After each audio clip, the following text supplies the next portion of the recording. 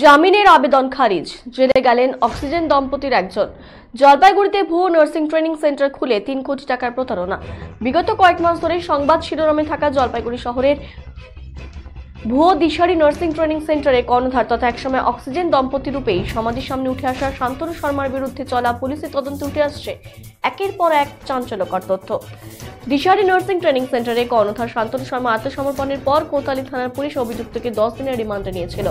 রবিবার সেই পুলিশ রিমান্ডের মেয়াদ শেষে অভিযুক্তকে জেলা আদালতে পেশ করে।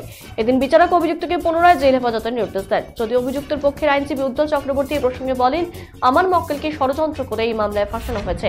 আজ আদালতে আমি জামিনের আবেদন করেছিলাম, তবে সেটি খারিজ হয়েছে। আগামী 27শে ডিসেম্বর আবার কোর্টে তোলা হবে, সেদিন আমরা জামিনের আবেদন জানাবো। অপরদিকে উক্ত মামলা প্রসঙ্গে জলপাইগুড়ি জেলা আদালতে অ্যাসিস্ট্যান্ট পাবলিক প্রসিকিউটর প্রদীপ চ্যাটার্জি জানান, এই মামলায় যিনি মূল অভিযুক্ত তার বিরুদ্ধে তদন্ত করে পুলিশ বেশ কিছু তথ্য পেয়েছে। যেমন এই ভুয়ো নার্সিং ট্রেনিং সেন্টার খুলে অভিযুক্ত শান্তনু শর্মা প্রায় 3 কোটি টাকা তুলেছে।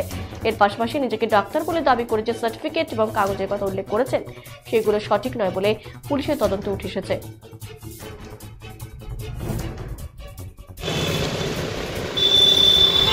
ওকে কাস্টাডিতে তো নিয়েছিল, পুলিশ কাস্টাডিতে অনেকদিন পর অ্যারেস্ট হয়েছে, পালিয়ে বেড়াচ্ছিল।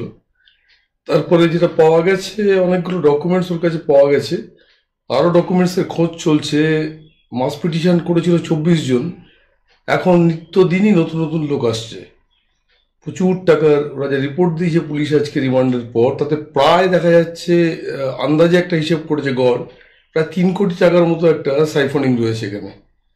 এবং অভিযোগটা তো জানেনই আপনারা, যে অভিযোগটা যে একটা বেআইনি নার্সিং সেন্টার চালাচ্ছিল জলপাইগুড়ি শহরে পান্ডাপাড়াতে, এবং যার কোনো অনুমোদন নেই রাজ্যের নার্সিং কাউন্সিল থেকে বা কেন্দ্রীয় সরকারের কোনো সংস্থা থেকে কোনো ধরনের তার অনুমোদন নেই।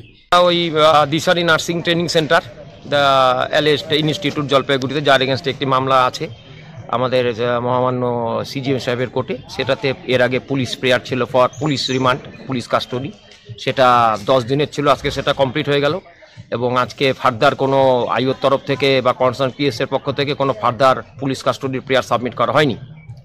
আজকে যেহেতু আজকে হচ্ছে বড়দিন, আজকে ইনচার্জ ছিলেন হচ্ছে আমাদের মহামান্য বিচারক জিএম থার্ডে।